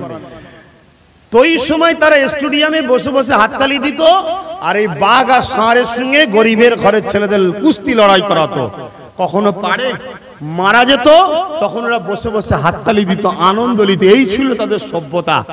এই রকম একটা জাহিলিয়াত বর্বর যুগে পৃথিবীর মানুষগুলোকে সভ্যতা, শান্তি, কল্যাণ এবং নারীদের মুক্তি দিবার জন্য মহান স্রষ্টা মুহাম্মদ রাসূলকে মেসেঞ্জার করে পাঠিয়েছেন। জোরে বলুন সুবহানাল্লাহ। তিনি এসে কাবার পাশে দাঁড়িয়ে সর্বপ্রথম বলেছিল, লা ইলাহা ইল্লাল্লাহ, নেই কোনো ইলাহা, নেই কোনো প্রভু, নেই কোনো মালিক, নেই কোনো স্রষ্টা, আল্লাহ ছাড়া খালেক একজন, তিনি আল্লাহ। আনা মুহাম্মদ রাসূলুল্লাহ, আমি মুহাম্মদ আল্লাহর পাঠানো রাসূল। এই কথাকে তোমরা প্রথম মানো। এটা কাবার পাশে বলে দাঁড়ালেন। তখন মক্কার মানুষরা জিজ্ঞেস করলো, মুহাম্মদ আল্লাহ কে? আজও বহুত লোক আল্লাহ কে জানে না। প্রশ্ন করলো, আল্লাহ কে? তখনই আমার আল্লাহ আবার পাঠালেন আয়াত, আসমানি কিতাব থেকে আসছে, কুল হুয়াল্লাহু আহাদ, হাবিব বলে দিন আল্লাহ তিনি যিনি এক, আল্লাহুস সামাদ, আল্লাহ তিনি যিনি কারো মুখাপেক্ষী নয়। প্রভু হতে গেলে শর্ত হলো কারো মুখাপেক্ষী হওয়া যাবে না। খোদা হতে গেলে শর্ত হলো কারো মুখাপেক্ষী হওয়া যাবে না। আজও দুনিয়ায় কিছু পুঁজিপতি খোদা হবার স্বপ্ন নিচ্ছে। খোদা, মানুষের খোদা হব, এজন্য অনেক রকম চক্রান্ত চলছে। ইসলাম দুটো প্ল্যাটফর্মের উপরে দাঁড়িয়ে আছে, ন্যায়ের পক্ষে, অন্যায়ের বিরুদ্ধে। ইসলামের মূল লক্ষ্য হলো দাসত্বের শিকল ভেঙে দিয়ে মানুষকে এক প্রভুর দাসত্ব শিক্ষা দিয়া। জোরে বলুন সুবহানাল্লাহ। মানুষ কখনো মানুষের কাছে যে ক্ষমা চাইবে না, মানুষ কখনো মানুষের কাছে মাথা নত করবে না, মানুষ কখনো মানুষের গোলাম নয়, মানুষ কখনো মানুষের দাসী নয়। এটা ইসলাম শিখায়। মানুষ গরিব হতে পারে, তুমি বড় লোক হতে পারো। প্রভু একে গরিব করে পরীক্ষা নিচ্ছে, তোমাকে বড় লোক করে পরীক্ষা নিচ্ছে। তুমি বড় লোক, শতকরা গরিবকে 2.5 টাকা যাকাত দাও, দিতেই হবে। না দাও, ওই খাদ্যটা খাওয়া হারাম, অবৈধ, তোমার জন্য পাপ, শাস্তি, জাহান্নামে যেতে হবে। এগুলো ইসলাম শিখিয়েছে। হযরত প্রফেট মুহাম্মদ সাল্লাল্লাহু আলাইহি সাল্লাম যখন এই কথা বললেন যে আল্লাহ কে, তখন তারা জিজ্ঞেস করছে। আল্লাহ আবার আয়াত নাজিল করলেন, লাম ইয়ালিদ ওয়া লাম ইউলাদ, আল্লাহ তিনি প্রভু, তিনি খোদা, তিনি রব, তিনি যিনি কারো থেকে সৃষ্টি নয়, তার থেকেও কেউ সৃষ্টি নয়। অর্থাৎ প্রভু যদি কেউ দাবি করে, মালিক যদি কেউ হতে চায়, শর্ত হলো কি, বাপ মাও থাকবে না, স্ত্রী ছেলে পুলে থাকবে না। ওয়ালাম ইয়াকুল্লাহু কুফুয়ান আহাদ, এটা আরবি কথা, যার বাংলা মানে হলো তিনি এক, অদ্বিতীয়, তার সমকক্ষ কেউ নেই, কোনো জিনিসের তুলনা তার সঙ্গে চলে না। এই কথা যখনই বলল, তৎকালীন সময় সবথেকে বড় বদমাইশ ছিল আবু জেহেল। আমার রাসূল পাক সাল্লাল্লাহু আলাইহি সাল্লামের সঙ্গে বিয়াদবি করলেন। আল্লাহ নবী কষ্ট পেলেন, তথাপি এই কথা, সত্য কথা মানুষের কাছে প্রচার করতে লাগলেন। লোকের বাড়ি বাড়ি যাচ্ছে, যে বলছে, বাবারা তোমরা তোমাদের মেয়েগুলোকে হত্যা করো কেন, নারীগুলোকে পুঁতে দাও কেন? আমার মা বোনেরা বিশেষ করে শোনেন, আজ আপনারা ইসলামকে ছেড়ে দিয়ে পশ্চিমা দুনিয়ার বিহায়াপনাটাকে ধরে নিলেন। আর মনে রাখবেন, আমার ভারতের সংস্কৃতি আলাদা, পশ্চিমা দুনিয়াদের সংস্কৃতি আলাদা। পশ্চিমা দুনিয়াদের সংস্কৃতি যত ছোট কাপড় পরবে তত তুমি ভিআইপি, আর আমার ভারতের সংস্কৃতি হলো গা মাথা হাত মুখকে ঢেকে রাখা। এগুলো ভারতেরও সংস্কৃতি। আমার দেশ সভ্যতার দিক দিয়ে অনেক উঁচুতে ছিল, আস্তে আস্তে কিছু অসভ্য মানুষের জন্য আমার দেশটাও আস্তে আস্তে সেই পশ্চিমা দুনিয়ার কালচার নিয়ে চলে আসছে। যারা 200 বছর আমার ভারত মাকে লুটেছে, তাদেরকে প্রাধান্য দিচ্ছে আমরা ভারতীয়রা। ছি ছি, লজ্জা থাকা দরকার একজন ভারতীয় হিসাবে। কিন্তু মুহাম্মদ রাসূলের মাননেওয়ালা হিসাবে বলে যায়, আমরা কোনদিন যারা আমার দেশকে 200 বছর লুটেছে তাদেরকে মুখেও পছন্দ করি না, দিলেও পছন্দ করি না। মুখ থেকেও ঘৃণা করি, দিল থেকেও করি, বাহ্যিক ইউনিফর্মেও তাদেরকে ঘৃণা করি। তার প্রমাণ আমরা দিই। আমরা কখনো পশ্চিমা দুনিয়ার কালচারকে আমরা মেনে নিইনি। কিন্তু দুঃখের বিষয়, আজকে আমার দেশের ছেলেরা পশ্চিমা দুনিয়ার কালচারে চলে যাচ্ছে। যাক, আমি যে কথা বলছিলাম, আমার রাসূল পাক সাল্লাল্লাহু আলাইহি ওয়াসাল্লাম যখন এই কথা বলছিলেন, তখন সবাই বলছে যে মুহাম্মদ সাল্লাল্লাহু আলাইহি ওয়াসাল্লাম নারী হলো অশুভ, এদের বাঁচার কোনো অধিকার নাই। কেন? নারীর বাবার মাথা কি হয়ে থাকে? হ্যাট হয়ে থাকে। এটা শয়তানি সভ্যতার মধ্যে আছে। ইসলামী সভ্যতার মধ্যে নারীর বাবার মাথা উঁচু হয়ে থাকবে। কেন? এক একটা নারী এক একটা জান্নাত। জোরে বলুন সুবহানাল্লাহ। যার যার বাড়ি নারী আছে, ঘরে যাবেন, গিয়ে দেখবেন আর ভাববেন যে কি নিয়ামত মালিক ওদেরকে বানিয়েছে। এক একটা নারী এক একটা জান্নাত। এটা ইসলাম শিখিয়েছে। জোরে বলুন সুবহানাল্লাহ। আর যেখানে ইসলামের বিরোধী হয় সেখানে তো নারী এখন ব্যাংক হয়ে গেছে, ব্যাংক। যত টাকা নারীদের কাছে রাখো, কেন? ওদেরকে সহজে কেউ সন্দেহ করবে না। কথা বুঝছেন না, বোঝেন না? কিন্তু ইসলাম যেখানে আছে সেখানে নারীকে ইউজ করা যায় না।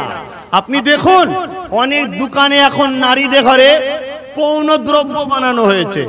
যদি বলেন কেমন? অনেক দোকানে দেখবেন সেলসম্যানের কাজে নারীরা আছে না নাই? হয়তো আপনি ভাববেন এইসব মডার্ন যুগে এইসব গাইয়া পিসাব চলবে না। আরে না চলে, না চলুক গে যাক, আখেরাতে চলবে ইনশাআল্লাহ। কথা বুঝছেন না, বোঝেন না? যদি বলেন কেন? সে একজন জব করবে, স্বাধীনভাবে কাজ করবে, থাকবে, তার স্বাধীনতার জন্য তার উপকার করা হচ্ছে। যদি তোমার এইটাই মনের বাসনা ছিল তাহলে তুমি বলো ওই মেয়েগুলোকে চাকরি তুমি দিলে না কেন? যে মেয়েটা এক চোখে একটু কম দেখে বা ছোট বা কানা বা একটু সুরাতে দেখতে তুলনামূলক একটু কমজোর বা কোন শরীরের একটা কোন অংশ কমজোর আছে, হাত হোক পা হোক, এই অসহায় নারীগুলোকে তুমি জব দিলে না কেন? না, তুমি দিয়েছো সুন্দরী দেখে, যাতে ওকে দেখিয়ে খদ্দের ধরা যায়। এসব ধান্দাবাজি আমরা সব বুঝি, আমরা সব বুঝি। মৌলী সাহেব বলে মনে করেনি যে ঘাসে মুখ দিয়ে চলি, না না। আমরা সাতবক আসমানের খবর রাখি, আল্লাহর আরশের খবর আমরা রাখি, সাতবক জমিনের নিচের খবর আমরা রাখি। একটা হাফেজে কোরআনকে জিজ্ঞেস করো সাতবক আসমানে কি আছে, বয়স তার 8 বছর, সে বলবে আল্লাহর আরশ আছে। পৃথিবীর সবথেকে বড় বিজ্ঞানীকে নিয়ে আসো, সাতবক আসমানের উপরে কি আছে বলো, বলবে আমি জানি না। ওর থেকে একজন 8 বছরের হাফেজে কোরআন অনেক বেশি শিক্ষিত। জোরে বলুন সুবহানাল্লাহ। কিন্তু দুঃখের বিষয় এমন ভাবে সমাজকে দেখানো হয়, মৌলী সাহেব, ইমাম সাহেব, হাফেজ সাহেব, এরা বোঝে নাকি সমাজ? এদেরকে বাইরে রাখ, এদেরকে বাইরে রাখ। হ্যাঁ, এদেরকে তো বাইরে রাখতে হবে। এরা যদি দেখে কেউ 2 টাকা সরাচ্ছে, অমনি তার হাত ধরবে, হারাম ফতোয়া দেবে। এই জন্য বাইরে রাখা হয়। এই ফতোয়াওয়ালা লোক ঢুকতে দিলে হবে না। সবই বুঝি। নারীদেরকে এইভাবে রাসূল পাক সাল্লাল্লাহু আলাইহি ওয়াসাল্লাম প্রচার করতে লাগলেন, না গো তোমরা মেরো না। মহান স্রষ্টা জানিয়েছে, যিনি পুরুষ বানিয়েছেন তিনি নারী বানিয়েছেন। তোমাদের মধ্যে থেকে একজন অপরজনের জীবন সাথী হবে, এর বিনিময়ে পৃথিবীতে মহান স্রষ্টা মানুষ্য জাতির সৃষ্টি সিলসিলা জারি রাখবে। এটা প্রভুর ইচ্ছা, তাই নারীকে অবহেলা করো না। কিন্তু আমি তোমাদেরকে জানিয়ে দিই, নবী বলছেন, সেই সময়ের মানুষকে শিক্ষা দিয়েছেন, সেই নবীর কথা আজও আপনাদের শিক্ষা দিচ্ছি। কেন? আজও আপনারা জাহিলিয়াতের যুগের দিকে চলে যাচ্ছেন। নারীর বিয়ে হতে গেলে আজকের দিনে 2-2.5 লাখ টাকা পণ না দিলে বিয়ে হয় না। এ হয়, এ হয়, হতে চাই না। কেন? কেন নারীর উপরে এই জুলুম? মাফ করবেন, এইগুলোকে দেখা দরকার, হুকুমতের, গভর্নমেন্টের দেখা দরকার, আইন করে দেওয়া দরকার। বেটি বাঁচাও বেটি পড়াও যদি দিল থেকে হতো তাহলে আইন করে দেওয়া দরকার ছিল। কি আইন? নারীর বিবাহর পণ যে নেবে, ওই যে পণ নেবে ওর স্বামী মানে বর, ওই পুরুষটা, ওর বাবা মা সবাই 12 বছরের জেল। 2-3টেকে ভরে দিলে দেখবেন সব পণ ঠান্ডা হয়ে যাবে। কথা ভুল বলছি নাকি? এসব করবে না। কোথা মাদ্রাসা ভাঙবো, কোথা মসজিদে তালা মারবো, কোথায় মাথায় কাপড় দিয়ে কেন এসছিস, তোকে চাকরিতে বসতে দেবো না, এই সব লে পেরেছানিরা। কেন? এরা আবার মানুষকে পশু বানাবার দিকে নিয়ে যাচ্ছে। আর আমাদের মতো যখন হুজুর সাহেব, মৌলী সাহেব এসে কিছু বলে দেয়, তখন বলে ওরা কি বোঝে, ওদের কথা বাদ দে, ওরা বোঝে নাকি, ওরা আনকালচার। দেখছি ইনি কত বড় পাঞ্জাবি পরে, আর পরে মাথায় টুপি দিয়ে মুখে দাড়ি রেখে ঘুরে বেড়ায়। আমার তো মাঝে মাঝে ভয় হয়, আজকের দিনে রবীন্দ্রনাথ ঠাকুর যদি থাকতো কোনো জায়গায় হয়তো মার খেয়ে যেত বেচারি, এই দাড়ি থাকার জন্য। কথা বুঝছেন না? ওর আফসোস। কিন্তু যত মনীষী পৃথিবীতে আছে, বেশিরভাগ মনীষীদের দিকে তাকিয়ে দেখেন, তাদের মুখে সুন্দর মুখ ভরা দাঁড়িয়ে আছে। এবং শিক্ষিত সমাজ, যারা রিসার্চ করে মানব দেহ নিয়ে, তারা মুখে দাঁড়িয়ে রাখে কেন? এতে এমন কিছু কিছু নার্ভ আছে, এমন কিছু কিছু সূক্ষ্ম সূক্ষ্ম কোর্স আছে যেগুলোতে আপনার খুর পড়ার জন্য সব থেকে বড় আঘাত হচ্ছে সেক্সুয়াল প্রবলেম হচ্ছে। সংসার আজকাল ভেঙে যাচ্ছে, কিন্তু তোমরা বুঝতে পারছো না। তোমরা তো সেজে গুজে একদম হই হই করে স্মার্ট হয়ে বেরোচ্ছে, বাইরে চকচকে চকচকে নয়। ধুলো পরে থাকুক কে যাক, অরিজিনাল যদি শোনা হয় তাহলে দেখবেন তার ভালোবাসা, তার দাম অনেক হবে। আমি আর বেশি বলবো না, যা বুঝার বুঝে নাও। সব বুঝতে পারছে আজকালকার ছেলেরা, তোমরা তো মডার্ন যুগের ছেলে, সবই বোঝো। এরপরেও যে কেন বুঝতে পারছো না, বুঝতে পারছি না। আমার আলোচনায় অসুবিধা হচ্ছে, তাহলে বলুন অন্যদিকে চলে যাচ্ছি। কি গো, কারো অসুবিধা হচ্ছে নাকি? হযরত প্রফেট মুহাম্মদ সাল্লাল্লাহু আলাইহি সাল্লাম প্রথম দাওয়াত দিয়েছিলেন তাওহীদ ও রিসালাতের। তারপরে রাসূল আমার যে সংগ্রামটা করেছিলেন, ওই সংগ্রামটা হলো নারীর অধিকার। বলুন সুবহানাল্লাহ। কেন জাহিলিয়াতের যুগে নারীদের উপরে খুবই জুলুম হতো। আজকের দিনে নারীদের উপরে জুলুম হচ্ছে না হয়নি? আওয়াজ দিয়ে বলুন, হচ্ছে না হয়নি? অবশ্যই হচ্ছে। যখন মা হয়ে যে বৃদ্ধা হয়ে যায়, তখন বৃদ্ধাশ্রমে তাকে পাওয়া যায়। এটা কি জুলুম নয়? অথচ প্রফেট মুহাম্মদ সাল্লাল্লাহু আলাইহি সাল্লাম শিক্ষা দিয়েছে, প্রকৃত মানুষ তো সে যার উপরে তার মা বাপ খুশি থাকে। জোরে বলুন সুবহানাল্লাহ। আল জান্নাতু তাহতা আকদামুল উম্মাহাত। প্রত্যেকটা সন্তানের জান্নাত তার মায়ের পায়ের তলায়। কত বড় হুজুর আব্বাস সিদ্দিক, ওটা বড় কথা নয়। আব্বাস সিদ্দিকের মা বাপ আব্বাস সিদ্দিকের উপরে কতটা রাজি, ওটাই বড় কথা। কত বড় হাজি, ওটা বড় কথা নয়। কত বড় নেতা মন্ত্রী, ওটা বড় কথা নয়। তার মা বাপ তার উপরে কতটা রাজি, ওটাই বড় কথা। কেন? প্রত্যেকটা ছেলের জান্নাত তার মায়ের পায়ের তলায়। এই শিক্ষা রাসূল আমার পৃথিবীর মানুষকে দিয়েছে সেই সময়ে, যে সময়ে ছেলেরা মাকে হত্যা পর্যন্ত করত। মা নিজের ইজ্জত বাচ্চার হাত থেকে বাঁচাতে পারত না। সেই সময় আল্লাহ নবী এমনও বললেন, এক ব্যক্তি সে রাসূলকে জিজ্ঞেস করছে, হুজুর আমার উপরে কার বেশি হক? রাসূল বললেন, তোমার মায়ের। তারপরে কার? তোমার মায়ের। তারপরে কার? তোমার মায়ের। তারপরে কার? তোমার বাপের। ইসলাম নারীকে পুরুষের থেকে 3 গুণ মর্যাদা বেশি দিল। জোরে বলুন সুবহানাল্লাহ। আল্লাহ নবী শিখালেন, তোমরা নারীগুলোকে মেরো না। আমি রাসূল বলে যাই, কারো ঘরে যদি 50টা পুত্র সন্তান হয়, 50টা পুত্র সন্তান হয়, আপনি ভাববেন কি বলছেন হুজুর, এখন দুটো নিলে বলছে জেল দেবে। বলছেন না? বলেন। কপাল ফাটা, নিজেরা তো পারেনি, অপরের দিকে হিংসা হচ্ছে, তাই রুখতে চাইছে। দেখুন যেগুলো করছে সব কানা, একটাও নেই। মিলিয়ে দেখেন আমার কথা। এই ভাই, শুনছেন না শোনেন না? ধরুন একটা হয়েছে আর কিছুদিন পরে মরে গেছে, এবার কি হবে? কি হবে? বলে এই হুজুর এবার কি লাগাবে, বলতে কি বলতে চাইছে। ঠিক আছে, কেউ কেউ বলছে দুটো, তাহলে 3টে নিলে সুবিধা পাবে না সরকারি। ঠিক আছে, মেনে নিলাম। এখন আমি জানতে চাইছি, ধরুন একটা হয়েছে, দ্বিতীয়বার আর একটা চান্স নিয়ে তার একসাথে দুটো হয়ে গেছে, এবার কাকে মারবেন? এসব পাগলামি গুলো ছাড়েন। কি করে মাতৃভূমি বাঁচবে, উন্নতি হবে, মানুষ কি করে খাবে, মিলেমিশে থাকবে, এইসব ভাবেন। এইসব পাগলামি ছাড়া আর কিচ্ছু নয়। তো যাক, রাসূল আমার বললেন, কারো ঘরে যদি 50টা পুত্র সন্তান হয়, বুঝাবার জন্য বলছে, 50টা পুত্র সন্তানের বাপকে আমি নবী বলতে পারবো না যে তোমার জান্নাত যাবে, কিন্তু কারো ঘরে যদি 3টে কন্যা সন্তান হয়, আর ওই 3 কন্যার বাবা 3টে কন্যা পেয়ে যদি মন খারাপ না করে, আল্লাহ দিয়া নিয়ামত মনে করে ভক্তির সাথে তাকে বড় করে, মানুষ করে, বিবাহ দিয়ে দেয়, দায়িত্ব শেষ। আমি রাসূল আগুন তুলে নবী দেখাচ্ছেন, 3 নারীর বাবা আর আমি মুহাম্মদ জান্নাতে পাশাপাশি থাকবো। জোরে বলুন সুবহানাল্লাহ। এরপরেও কেউ যদি মনে করে ইসলাম নারীদেরকে স্বাধীনতা দেয়নি, আমি ওই মানবরূপী পশুর কাছে জানতে চাই, কি দিলে স্বাধীনতা হয় বলো? ছোট কাপড় পরে নাচলে স্বাধীনতা? কি দিলে স্বাধীনতা হয় বলো?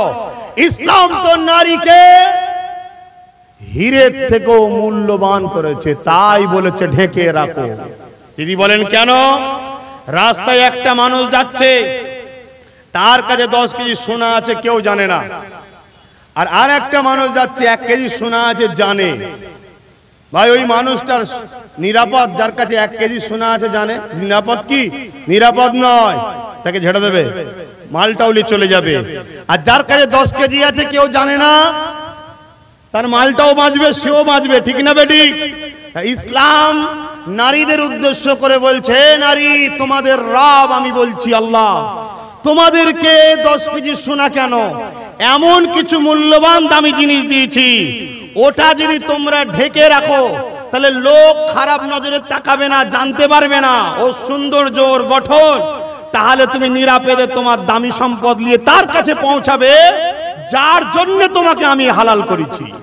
আর তুমি যদি তার সম্পদ তার কাছে পৌঁছে না দিতে পারো, তোমার কাছে তোমার রব আল্লাহ কিন্তু কৈফিয়ত নেবে, তুমি কেন সেটা রাস্তায় খরচ করেছো, নষ্ট করেছো বলো। এজন্য ইসলাম এটা শিক্ষা দিয়েছে। সবচেয়ে বড় কথা, আমাদেরকে যিনি বানিয়েছে তার থেকে বেশি আমাদের সম্বন্ধে দ্বিতীয় কেউ জানে না। আপনাদের সবার হাতে মোবাইল, আমার হাতেও মোবাইল আছে, পকেটে, হাতে নাই পকেটে আছে। এই মোবাইল নিয়ে আমি যদি এখন মাথা মারতে যাই তাহলে নিশ্চিত আমার টাকাটা শেষ হবে, মোবাইলটাও খারাপ হবে। মোবাইলটাকে মাথা সে মারবে যিনি মোবাইল বানিয়েছে, তিনার স্টাইলে যদি আমি চালাই তবে মোবাইলটা নিরাপদ। তা মানুষকে যিনি বানিয়েছে এই মানুষ তখন নিরাপদ যিনি বানিয়েছে তিনার স্টাইলে যদি আমরা চালাই নিজেকে, অন্য কারো স্টাইলে মাথা মারতে গেলে এ মানুষ নিরাপদ নয়। তাই আজকে দেখুন না ডবল সিমের মোবাইল বেরিয়ে পড়েছে, ডবল সিম তো আজ বেরিয়েছে, মানুষ অনেক আগে ডবল সিম হয়ে গেছে, রাস্তায় একটা ঘরে একটা। কথা বুঝছেন না, বোঝেন না? রাত 12টায় আমরা জলসায় আগে তো রাত্রি জলসা করতাম, এখন মাতালের সংখ্যা বেড়ে গেছে বলে রাত্রি আর ঘুরিনি। রাস্তার বিচখানে দেখি শুয়ে আছে, হরেন দিচ্ছি সরে যা, বলছে এখন চুপ করে দাঁড়িয়ে থাক। ওদিকে জলসা কমিটি বলছে হুজুর 8 ঘন্টা লেট, তাড়াতাড়ি আসেন। এখন আমি হুজুর মানুষ যদি নেবে মদ করে হাত ধরি বা আমার ড্রাইভার যদি ধরে তো মা মাসি আর কিছু বাদ রাখবে মনে হচ্ছে, রাখবে? চুপ করে বসে আছি, মাঝে মাঝে হরেন দিলে ডিস্টার্ব করছে ঘুমের কে। কথা বুঝছেন? ঠেলে ঠেলে উঠছে। আমি দেখলাম না, এই রাত্রিরে ঘোরা যাবে না। কথা বুঝে আসছে? আরে কি সমাজ আসছে ভেবে দেখুন। তো ওই জন্য আমি দিনে প্রোগ্রাম করে দিয়েছি, অনেক আগে থেকেই চলছে, আপনারা নিশ্চয়ই জানেন। এবং আর একটা কারণে রাত্রিরে আমি করিনি, জলসাগুলোকে কেন্দ্র করে মেলা হচ্ছিল, মেলা লাগদ্দুন্না থেকে শুরু করে হাতে ছাপ থেকে শুরু করে কিছু বাদ নেই। 50টা ছেলে বাইরে থেকে এসছে, 45টা ভালো, 5টা খারাপ থাকতে পারে না। আর পাড়ারও 5টা খারাপ মেয়ে মেলায় বেরিয়েছে। লাস্টে দুজনে মিলে এমন নোংরা কাজে জড়িত হচ্ছে, কিয়ামতের দিন হুজুরকেও জবাব দিতে হবে আর জলসা কমিটিকেও জবাব দিতে হবে। তাই আমি ঠিক করেছি দিনে জলসা করলে যাব না। আমি থাকাকালীন চোখের আড়ালে কিছু হবে না, তারপরে চলে যাব, মিটে যাবে বাবা, আমার দায়িত্ব শেষ। এবারে যে কাঠ খাবে সে ফার্নিচার, আর বলবো না। কথা বুঝে আসছে তো নাকি? তো যাই হোক, কোন কথা বলতে গিয়ে চলে গেলাম, শুনছেন? শুনছেন? আমার অজে পছন্দ হচ্ছে না। কি শুনতে চাইছেন আপনি? বলবেন তো কি শুনতে চাইছে? আমি তো আমার মতো করে বলছি, আপনারা চুপ করে আছেন, পছন্দ হচ্ছে না মনে হয়। তা আপনারা কি শুনতে চাইছেন বলুন? আহা, আরব দুনিয়াতে একটা নারীর বিবাহ করতে গেলে শত কম হচ্ছে 1 লক্ষ টাকা নারীকে দেনমোহর, 1 কোটি টাকা নারীকে দেনমোহর দিতে হয়। কত কোটি টাকা? 1 কোটি টাকা। আরব দুনিয়ায় 1 কোটি টাকা নারীকে আগে দিতে হবে নারীর সম্মানের জন্য, তবে নারী তোর ঘরে আসবে। আর এখানে উল্টো, বাপ পায়ে ধরছে ছেলের বাপ। কেন? নারীদেরও কিছু দোষ আছে, মাফ করবেন। ওই দোষটা কি? একটাই, মুহাম্মদ রাসূলের দ্বীনকে ছেড়েছেন, এটাই আপনার দোষ, অন্য কিছু দোষ নয়। আর আপনাদের ঘরে কিছু মানুষ লোভ দিয়ে রাস্তায় নেবিয়েছে, কখনো ফ্রি টাকা, কখনো ফ্রি খাবার, আবার এখন বন্ধন লোন, বাড়ি বাড়ি যাও, মহিলা ছাড়া আবার দেবে না। আবার মহিলা সমিতি নাকি কি হয়েছে, তার আবার সেক্রেটারি সুন্দরী মহিলা হলে হবে, খারাপ খরুপ কোনো হবে না। এই কি ব্যাপার রে বাবা? তিনি আবার যে বসবেন অফিসে বাবুদের সাথে, দাদাদের সাথে, কথা বুঝছেন না? নিজেকে খুব ভালো লাগছে মনে হচ্ছে, আপনি আপনার দামি সম্পদ নারী যে মূল্যবান, নিজের অস্তিত্বকে আপনি হারিয়ে ফেলেছেন। কেন? আপনার প্রভু চাই আপনার প্রভু চায় আপনি নিজেকে ঢেকে রাখুন। আপনার রব আপনাকে তো শাহজাদি বানিয়েছে। যখন কোনো কন্যা সন্তান হয়, রব্বুল আলামিনের হুকুম হলো বাপের উপরে, এই পুরুষেরা শোনো, আপনারাও শোনেন, নারীদের সম্মান কত, কিন্তু দুঃখের বিষয় নিজের সম্মান নিজে বিসর্জন দিচ্ছে। বাপেদের উপরে হুকুম, এই কন্যাটাকে থাকা, খাওয়া, পরনার কাপড়, তার সুন্দর ট্রিটমেন্ট, সবকিছু দায়িত্ব বিবাহের আগ পর্যন্ত বাপ অর্থাৎ নারী হলেন শাহজাদি। তারপরে যখন বিবাহ হয়ে যাবে, মহান রব্বুল আলামিন জানাচ্ছে, পুরুষ স্বামী, তোমার নারী ওই জায়গায় হয়ে গেল রানী। পুরুষের এবার দায়িত্ব তোমার স্ত্রীকে থাকা, খাওয়া, লেবাস, তার সুন্দর চিকিৎসা, তাকে খুশি রাখার দায়িত্ব পুরুষের। পুরুষ যদি হারাম ইনকাম করে নারীকে খাওয়ায়, নারী কিয়ামতের দিন ধরা পড়বে না, স্বামী ধরা পড়বে। এইটাই তো শয়তানদের পলিসি, যে মুসলিম ছেলেগুলোকে তো জাহান্নামী বানিয়ে দিলাম, মেয়েগুলোকে তো পড়া যাচ্ছে না, এক কাজ করো, বিভিন্ন টোপ দিয়ে ওদেরকে বেপর্দা করে বাইরে বার করা। তাই নারীদের নামে বিভিন্ন জিনিস দেওয়া হচ্ছে আজকাল, শুধুমাত্র ইসলাম থেকে বার করার। আর আমরা ভাবছি বিরাট উপকার করছে, কবরে ঢোকো, উপকার কত বুঝে যাবে সেদিন। 3 নম্বর কথা, নারী যখন বৃদ্ধা হয়ে যায়, মহিলা বয়স্ক হয়ে যায়, তখন রানী হয়ে, তখন সে রাজমাতা। তার দায়িত্ব সম্পূর্ণ ছেলের। তার মা কিভাবে নিরাপদে থাকবে, সুস্থ থাকবে, ট্রিটমেন্ট ভালো। তাহলে নারীর তো কোনো খাটনি নেই, সে সব সময় আরামের জিন্দেগি কাটাবে। কিন্তু না, আজকে স্বাধীন খুঁজছে, স্বাধীন খুঁজতে গিয়ে আকসার সংসার শেষ হয়ে যাচ্ছে। কথা বুঝে আসছে না? নাই। আল্লাহ রসুল বললেন, শোনো, তোমরা পুরুষরা যখন বাজারে যাবে, বাজারে গিয়ে কিছু কিনবে, তোমার ঘরে পুত্র সন্তানও আছে, কন্যা সন্তানও আছে, আগে নিয়ে যে কন্যা সন্তানের হাতে দেবে, কন্যা সন্তান তার পছন্দ মতো নিয়ে নিলে পুরুষ সন্তানকে দেবে। জোরে বলুন সুবহানাল্লাহ। এতেও সুবহানাল্লাহ বলবেন? কি গো বলবেন? কেন নারীর সম্মান বাড়ছে তাও সুবহানাল্লাহ? হ্যাঁ সুবহানাল্লাহ। কেন? নারী আমার ঘরেও আছে তো, একটা মা বা একটা বোন, সে যদি আমার থেকে একটু শান্তি বেশি পায়, সম্মান বেশি পায়, আমরা মোস্তফার গোলাম, তাতে আমরা খুশি হই। জোরে বলুন সুবহানাল্লাহ। আমরা হিংসুক নয়, কারণ হিংসুক ইসলামে কখনো রেহাই পাই না। তবে একটা কথা মনে রাখবেন, নারী পুরুষ উভয় আল্লাহর কাছে আবার সমান মর্যাদার অধিকারী।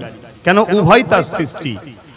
উদাহরণস্বরূপ, একজন 500 নম্বর পেয়েছে, একজন পুরুষ, আর একজন মহিলাও 500 নম্বর পেয়েছে। কেউ অঙ্কই বেশি পেয়েছে, কেউ বাংলায় বেশি পেয়েছে, কেউ আবার ইংলিশে বেশি পেয়েছে, কেউ ভূগোলে বেশি পেয়েছে। উভয়েরটা যোগ করে দুজনেই 500 পেয়েছে। কোনো ক্ষেত্রে নারীর সম্মান বেশি, কোনো ক্ষেত্রে পুরুষের সম্মান বেশি। এই দিকে পুরুষকে যেমন গার্জেন করা হয়েছে, দায়িত্ব বেশি, আবার একটা স্ত্রীর কাছে পুরুষের সম্মানটাও বেশি। কেন? ও অভিভাবক। তাই আমাদের উচিত দ্বীন ইসলামের আদর্শকে ফলো করা, দ্বীন ইসলামের শিক্ষাকে অর্জন করা। আল্লাহ রসুলের টোটাল লাইফ স্টাইলটাই হলো ইসলাম। নবী যা করেছে, মাত্র 23 বছর বয়সে তাম পৃথিবীর বুকে নবী আমার সাম্যের বাণী প্রচার করেছে। জোরে বলুন সুবহানাল্লাহ। আল্লাহ নবীর জীবনী পড়ো, দেখো, জানো। আজ সমাজে একদল অবুঝ মানুষ, তারা আমার মোহাম্মদ রসুলকে চেনে না, বোঝে না, ছোট বড় কথা বলে। আগেও ছিল, এটা আগেও ছিল। এক বুড়ি মহিলা আমার রসুলের রাস্তায় কাঁটা বিছাতো, বুঝতো না, জানতো না। একদিন দেখছে রসুল কাঁটা বিছানো নাই, খোঁজ নিয়ে শুনলো বুড়ি বিমারে। রসুল তাকে দেখতে গেল, যে দেখছেন বিমারে, রসুল তার খোঁজ নিলেন। বুড়ি চমকে গেল যে মোহাম্মদ মনে হয় আমার সম্বন্ধে জানে না। তারপরেও মন তোলা করে জিজ্ঞাসা করছে, মোহাম্মদ তুমি কি আমায় চেনো? আমি কে? আল্লাহ রসুল মুচকে এসে বললেন, হ্যাঁ মা, চিনি। আপনি রোজ আমার রাস্তায় কাঁটা বিছান, যাতে আমার পায়ে ফোটে, আমি কষ্ট পাবো, আপনি খুশি হবেন। তারপরেও বাবা তুমি আমার খোঁজ নিতে এসছো কেন? আল্লাহ রসুল বলেছিলেন, মা আপনি আমাকে অপছন্দ করতে পারেন, আমি মোহাম্মদ আপনাকে মায়ের মতো ভালোবাসি। জোরে বলুন সুবহানাল্লাহ। এটা আমার রসুলের আদর্শ। আজও কিছু মানুষ আমার নবীকে গালি দেয়, সমালোচনা করে, ওরা আমার রসুলকে চেনে না। সেদিন থেকে মহিলার চোখে পানি এসে গেল, নবীকে ভালোবাসতে শুরু করলো। আর একদিন নবী পাক সাল্লাল্লাহু আলাইহি ওয়াসাল্লাম এমন সময়তে মদিনার নববীতে বসে সাহাবাদের ঘরে রাষ্ট্র চালাচ্ছে। এখানে একটা কথা বলে দিই, ইসলামের রাজনীতি করা হলো সুন্নাত। ইসলামের রাজনীতি কি জোরে বলুন? আর দুর্নীতি হারাম। দুর্নীতি কি? হারাম। রাজনীতি আলাদা জিনিস, দুর্নীতি আলাদা জিনিস। রাজনীতি প্রজা ও রাজ্যের সেবার নাম রাজনীতি। প্রজা ও রাজ্যের বা দেশের সেবার নাম রাজনীতি। নেতা হয়ে দেশ ও প্রজাকে লুটার নাম দুর্নীতি। এটা হলো ইসলামে হারাম। আর এই হারামকারীকে যারা সাপোর্ট করবে তারাও জাহান্নামী। ইসলাম বলছি, গল্প বলতেছি না। কথা বুঝে এসেছে? আমার রাসূল পাক সাল্লাল্লাহু আলাইহি ওয়াসাল্লাম রাষ্ট্র পরিচালনা করছেন। এমন সময় একজন অমুসলিম আর একজন মুসলিম একটা ঘোড়া নিয়ে এসেছে। একটু বিচার, রাজনীতির কিরকম বিচার আমার রাসূল করেছে দেখেন। আর আজকের বিচার কেমন হচ্ছে দেখেন। মুসলিমকে যে মারে, পরবর্তী দেশে এমএলএ কে টিকিট পেয়ে এমএলএ তৈরি হয়ে যায়। একজন মার্ডার কেসের আসামি এমএলএ হচ্ছে। আর আমার রাসূলের ইনসাফ দেখেন, আমার নবী কি শিখিয়েছে দেখেন। শোনো যুবক, অন্যায় করা যেমন পাপ, অন্যায়কারীকে সাপোর্ট করাও পাপ। চুরি করা যেমন পাপ, চোরকে সাপোর্ট করাও তেমন পাপ। মদ খাওয়া যেমন পাপ, মাতালকে সাপোর্ট করাও তেমন পাপ। দেশের বিরোধী করা যেমন পাপ, দেশদ্রোহীদেরকে সাপোর্ট করাও পাপ। অতএব পাপ থেকে বাঁচো। যদি মনে করো আমি কি করব, গণতান্ত্রিক দেশে বাস করছি, গণতান্ত্রিক দেশে তোমার যে স্বাধীনতা আছে অন্য দেশে সেরকম স্বাধীনতা তোমার নাই, যে দেশ আমাকে যা স্বাধীনতা দিয়েছে। অতএব এদেশে তোমার তো ইসলাম মানা আরো সহজ। তুমি তোমার মতো করে চলো, তোমার দেশ তোমার পাশে আছে, তোমার সংবিধান তোমাকে অধিকার দিয়েছে। কিন্তু দুঃখের বিষয়, তোমার আমার মধ্যে এমন ব্যাধি ঢুকে গেছে, আমরা সন্ত্রাসের পানা চাটলে যেন আমাদের ঘুম হয় না। সমস্যা বড়ই খারাপ। আর আমরা যখন হুজুর মানুষ এসে আবার একটু ব্যাক সাইডে যাই, মানে ইসলামের সবকিছুই বিষয়, মূল বিষয় ছেড়ে তুমি নিচের দিকে যখন নাবি, তখনই তোমরা আবার চমকে যাও, হুজুর কেন বলবে।